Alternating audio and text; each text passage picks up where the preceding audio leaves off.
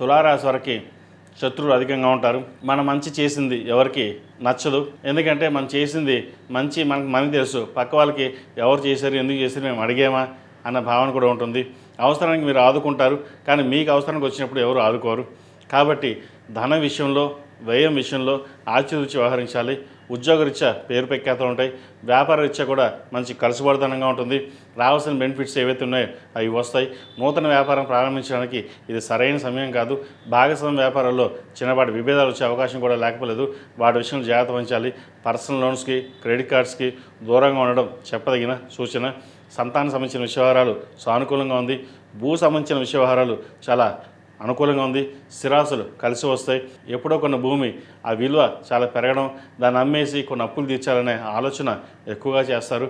అయితే అవసరమైనదే తప్ప భూమిని అమ్మకుండా ఉండడం చెప్పదగిన సూచన.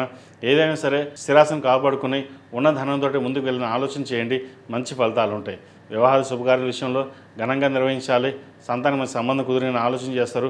డబ్బు ఎంత ఖర్చు అయినా పర్వాలేదు, ఆ విషయంలో ఎటువంటి లోటుపాట్లు లేకుండా ముందుకు వెళ్ళాలని ఆలోచన చేస్తారు. అదేవిధంగా లాభాధిపతి అయిన రవి సప్తమంలో ఉన్నారు. రాష్ట్రాధిపతి అష్టమాధిపతి అయిన శుక్రుడు సప్తమంలో ఉన్నారు. రవితో కలిసి ఉన్నారు. జీవిత భాగస్వామితో విభేదాలు లేకుండా చూసుకోవాలి. వ్యాపారంలో కూడా స్థిరమైన నిర్ణయాలు తీసుకుని ముందుకు వెళ్ళాలి, లేకపోతే నష్టం వచ్చే అవకాశం గోచరిస్తుంది.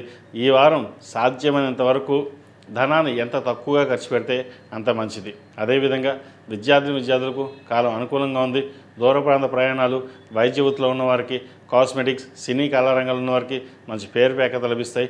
రియల్ ఎస్టేట్ రంగంలో ఉన్నవారికి కాస్త ఇబ్బందికరమైన వాతావరణం చెప్పచ్చు.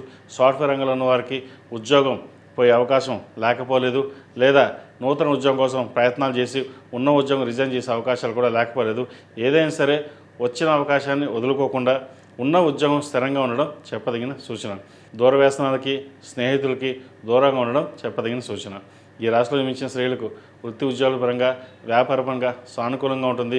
అయితే ఖర్చు రూపాయి వస్తే ₹2 ఖర్చు ఉంటుంది. రూపాయి లాభానికి ₹2 ఖర్చు. అది ఎలా వెళ్తుందో, ఏం చేస్తామో మనకు తెలియకుండా పోతుంది. అయితే ఈ విషయంలో మటుకి చాలా జాగ్రత్త వహించాలి. అదేవిధంగా 6ంట శని అంత బలంగా లేరు. కుజుడు బుధుడితో కలుస్తున్నారు. ద్వితీయ సప్తమాధిపతి అయిన కుజుడు 6ంట ఉన్నారు. ఆరోగ్యరీత్యా కొన్ని జాగ్రత్తలు తీసుకోవాలి. సెల్ఫ్ డ్రైవింగ్ విషయంలో కొన్ని జాగ్రత్తలు తీసుకోవాలి. దూర ప్రాంత ప్రయాణాలు, పెద్దల యొక్క ఆరోగ్య విషయంలో కొన్ని జాగ్రత్తలు తీసుకోవడం చెప్పదగిన సూచన. ఈ రాశివారు ప్రతిరోజు ప్రతినిత్యం దక్షిణామూర్తి స్తోత్రాన్ని పఠించడం, కాలభైరవ రూపం మెడలో వేసుకోవడం చెప్పదగిన సూచన. ఈ రాశిలో జన్మించిన వారికి కలిసి వచ్చే సంఖ్య 4, కలిసి వచ్చే రంగు స్కై బ్లూ. ఏదైనా పని మీద బయటికి వెళ్ళేటప్పుడు శుక్రవారం కానీ శనివారం కానీ వెళ్ళండి, మంచి ఫలితాలు సంప్రాప్తిస్తాయి.